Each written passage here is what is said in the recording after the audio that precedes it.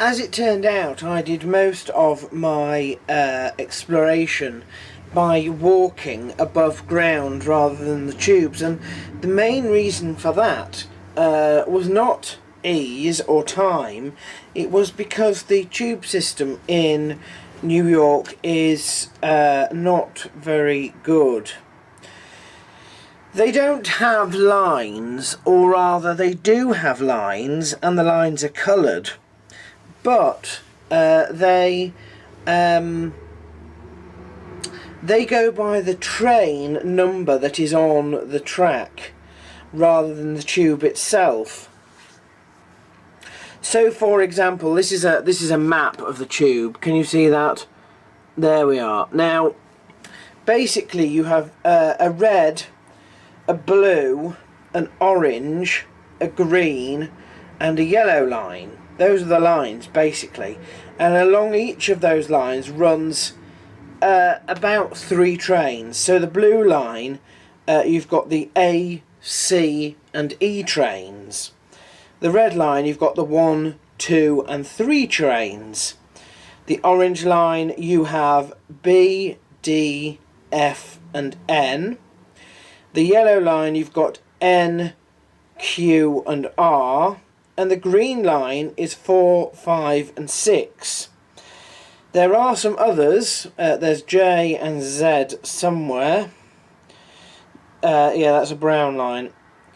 Now, of those 3 trains on every track, one of them will be an express train, which means it doesn't stop at all stops. It stops at just some stops.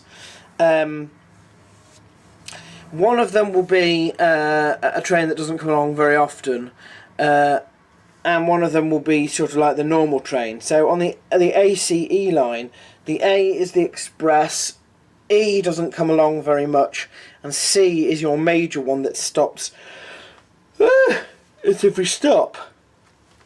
There are one of 2 trains that run along these tracks. One train, and the train that you hope to get, is the sort of electronic one, which has a sign up that says, you know, the next station is whatever. Oh, I'm sorry, I am tired. And it has maps on the wall. And that's maybe 2/3 of the trains are like that. And then you've got 1/3 of the trains which are devoid of all of that, almost devoid of all information at all. And so that's where your little guidebook comes in. The only problem with this guide is that it's not very good in what it does either. So each stop is represented by a dot, and if a line goes through the dot, it obviously goes through the station.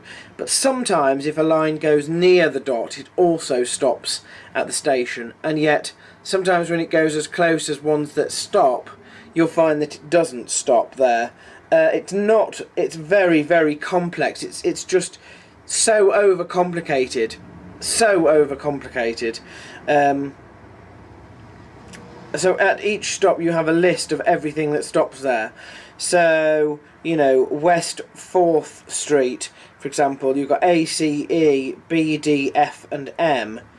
But then you also get the same stations replicated on different lines. So, you know, if you're going on the grey line, which is the L line, for example, that goes through 14th Street, but then it also goes through 14th Street, 6th Avenue, and they are not the same station at all. So it's a bit confusing sometimes. You know, there's also, where are we? There's also a 14th Street, which is where it sort of begins. That's 14th Street, 8th Avenue. It's all very, very confusing. It's very confusing, and sometimes it's not very well contained. So if you're sitting, for example, on the west side of Central Park, you can feel the tube going underneath. sometimes you can be walking down a road and you can hear the tube underneath. It's a lot less contained than it is in London. So I didn't like the tube very much. I mean, it was fine once you got the idea of where you were going. But it was very, very complicated. So I mainly tried to walk as many places as I could. Now, on the first day, I decided that I was going to do the downtown area, which is the south side, the very bottom of Manhattan. And there's a large clump there of very tall buildings. So I started at the Battery, which is a park, and in the park is something called the Clinton Castle, which is actually... or was a fortification when the area was a Dutch settlement, and the Dutch settlement sort of was very small. It was literally from Battery Park to Wall Street, where they built a wall. It was later taken over by the British, I believe. Anyway, this station was used as late as 1812 as a proper battery station to sort of guard the peninsula. So I looked around there, and at Battery Park the main longitudinal avenues begin, and they're all very close together. So I decided that I was going to walk up Broadway, which is not very broad at all, I have to say.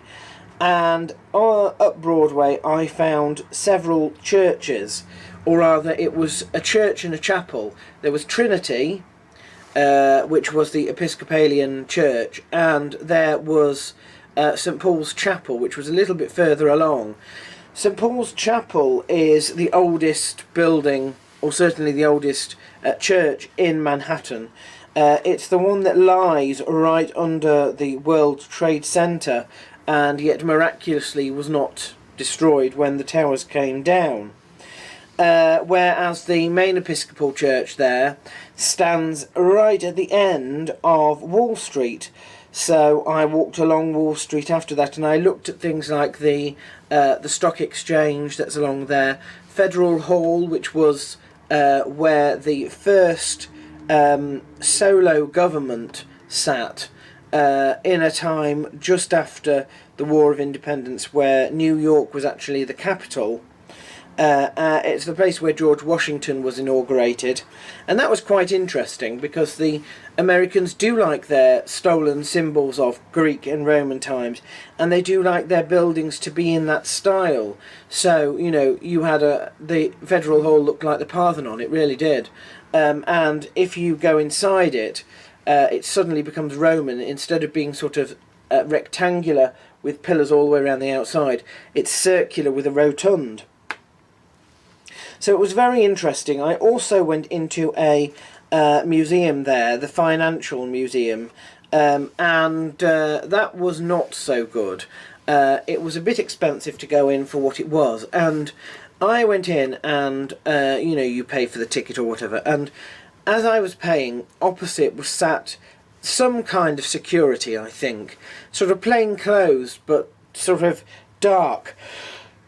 Oh, you have to excuse me, I've only just woken up and I am trying to sort of rattle through this a bit, so that's why I'm yawning. Yeah, so I went into the museum and I bought my ticket, and, you know, sounding a bit British as I do, I think they were a little bit sort of wary. So I went up and I sat in the theatre, and I was aware that this guy who had been sat opposite the ticket desk, obviously an official of the museum, and possibly a security person, you know, was sat in this theatre as well. He came in behind and sort of sat further back. So after watching that, I got up and I sort of went round the other side, and he moved so that wherever I was, he always had sort of line of sight, but he was over the other side. It was a bit sort of bizarre. I mean, I don't mind it really. He was just keeping an eye on me, literally. But it was a bit you know. So anyway, after that, what did I do after that? After that, I decided that I was going to do the World Trade Center, or what's left of it. And that's where the major tall buildings are. Now, I started off by going through something which is called the Oculus, which is still being built, and it's their sort of shopping centre there. And it's bizarre, because when I was there I thought it looked a bit like a Cornish pasty, but it's actually supposed to be a sort of a miniature sort of the eye. It's an eye, as if you had the eyeball in the ground and then you had the lids coming up, and at the top of the lids you have the eyelashes, and it's just the Oculus is open just a tiny little crack. And I was thinking about this after, and I thought, you know, what do eyes do when they're sort of squinting like that? And I thought, it's a crying eye, actually, because it's sort of right next to the World Trade Center, and it's crying, and that was very unsettling. That was very unsettling for me. And of course then you move into the bit behind that, which is sort of the free entry, and that's where you've got the towers were, and they're sort of marked, the bases of them, with the sort of names round the side and the water sort of fountains in the middle. And they are gigantic. I mean, they do put into perspective how big the bases of these towers were. Now, I decided, because that was quite an emotional thing for me, that I was not going to go into the museum there. I was alive when it happened, you know, and of reasonable age, so I do sort of recall everything about it, really, and I thought, I'm not going to go in there, but I would like to go up the tower, Freedom Tower, which has an observatory at the top called the One World Observatory.